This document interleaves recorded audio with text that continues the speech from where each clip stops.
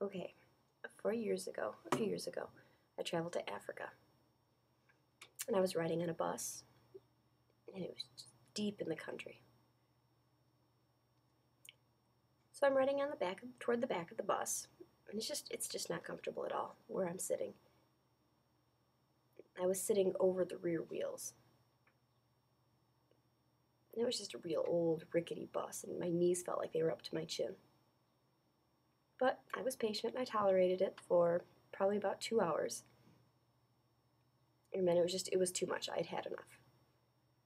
So I stood up and I walked toward the front of the bus, and there was this kid, this little boy. And I said, "Would you like to trade seats with me?"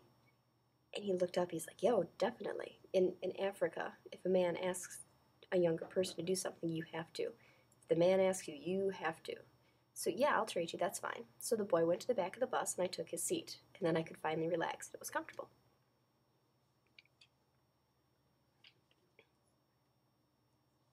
So later, the bus starts swerving from side to side all over the road. The driver had spent all day drinking. So the bus is swerving from side to side and it goes off the road.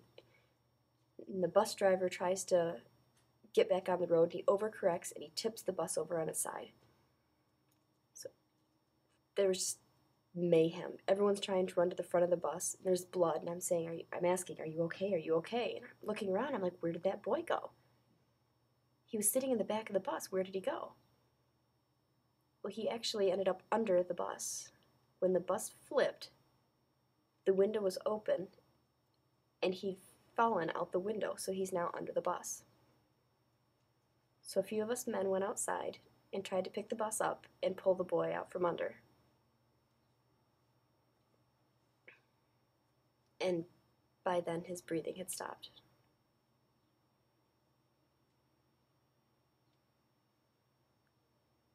So later, in New York, I was a patient in a hospital. There was this old woman. And she had cancer, and she didn't want surgery. And we were trying to kind of encourage her toward that. And she explained, "No, I've had a long life. I have a large family. I had a wonderful marriage." And we're like, "Okay." And we kept trying to encourage her, kept saying, "No, no, I don't want surgery. I've had operations all over my..." Oh, and another...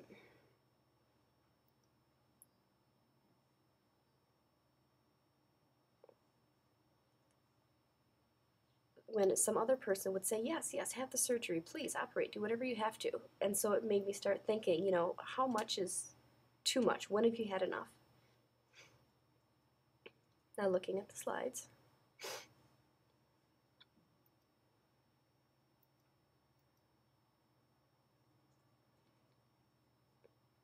At the same time, this other patient, this man, was about 25, and one day he was playing basketball, and he hurt his leg. And he thought it was just some sort of infection, and he ignored it. So finally the leg started swelling and swelling. Turns out he had cancer. So the doctor did surgery and cut the leg off. It was just a very, very strange sort of cancer. It just affects the body. And just takes just one hard impact, just one time, to trigger it.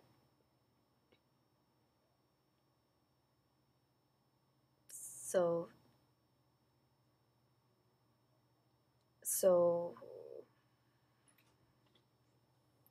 he went through radiation treatment, he had chemo, medicine, he went home and relaxed.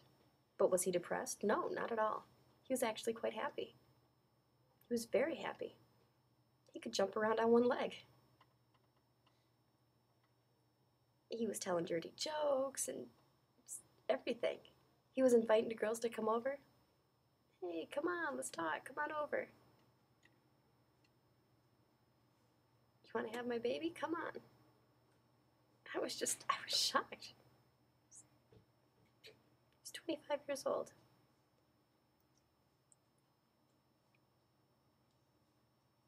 So just, I was thinking, what is enough? And you can be excited about your situation.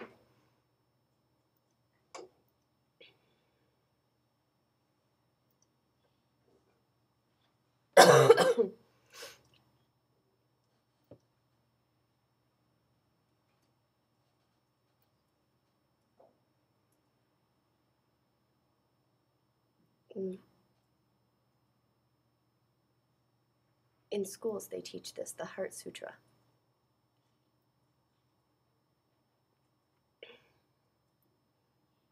And I explain it over and over to the teachers.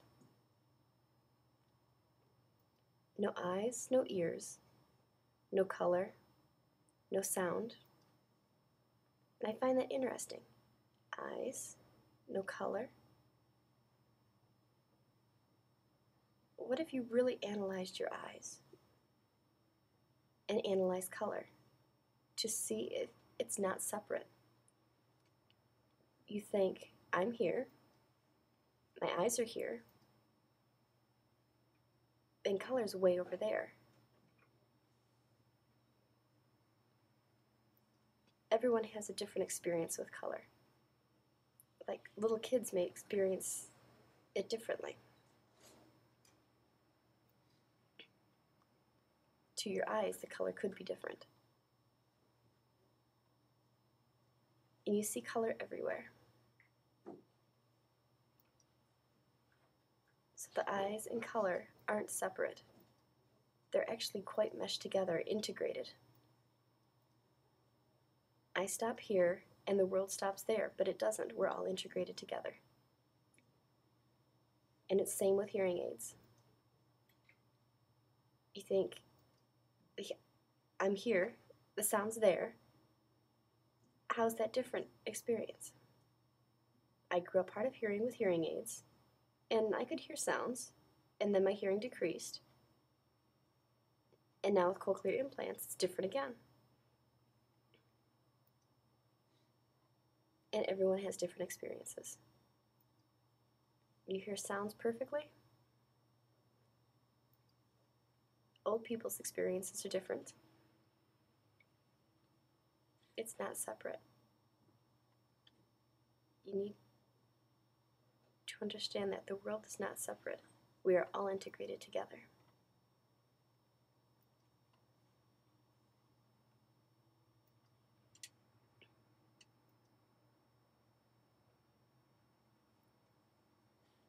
If the world were separate, would someone be against me? Maybe hate me? They don't understand me. But if we're integrated together, we can continue on together. Can't hate the poor.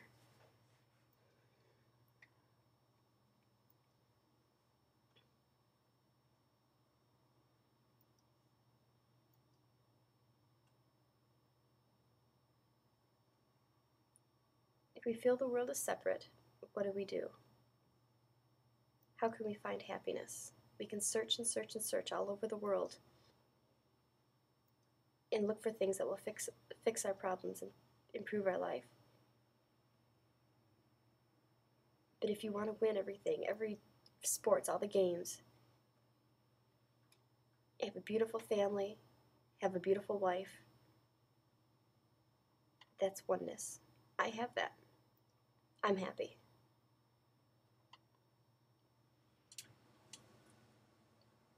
Play golf, win trophy.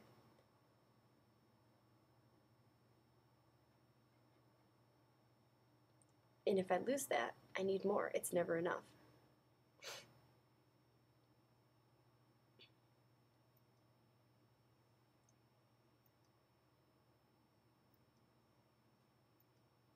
There's a basketball player a year ago. He was voted into the Hall of Fame. He was very excited. He was the best ever. He was amazing to watch. And I grew up, I remembered learning basketball And I wanted to be just like him. Stick my tongue out just like him, act just like him, just the same. I wanted to have the same experiences as him.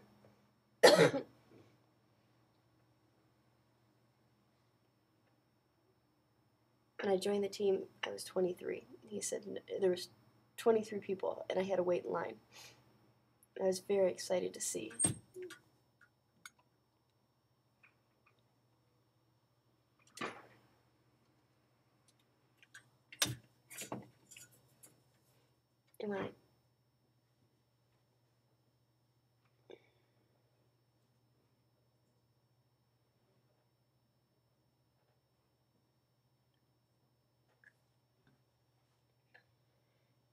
And people were very angry, and they started arguing. I'm better than you. You've had surgery.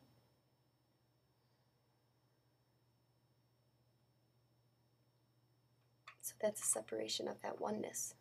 That wasn't enough.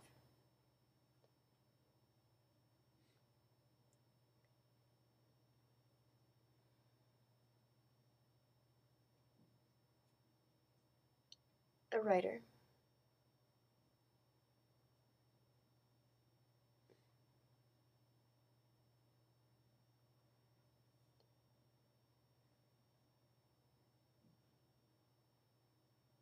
He was old. He was running. He fell down. He hit his head and he got dizzy. And it affected his eyesight. He became blind after that. He was very emotional. His life was all messed up.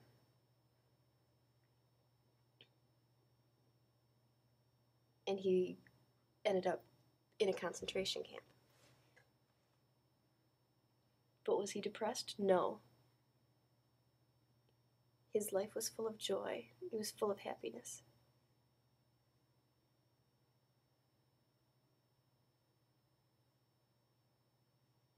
He said, when I went blind, I understood what was inside. It starts, and I was full of love inside. So if I want to be happy, I don't go searching for it. I have to separate myself and give happiness out to others.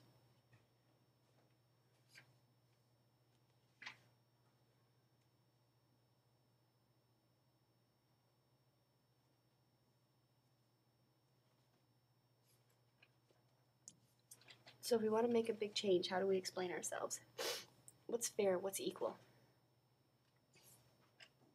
If you start that thinking, you'll lose that oneness, that integration. If someone says that you're like this one group, why? Not because I'm not equal to them, the hearing people, but inside, I am deep enough to know I am equal, that I am equal to hearing people, or I'm equal to God. We are born beautiful. We are born perfect. We are not born fighting equality.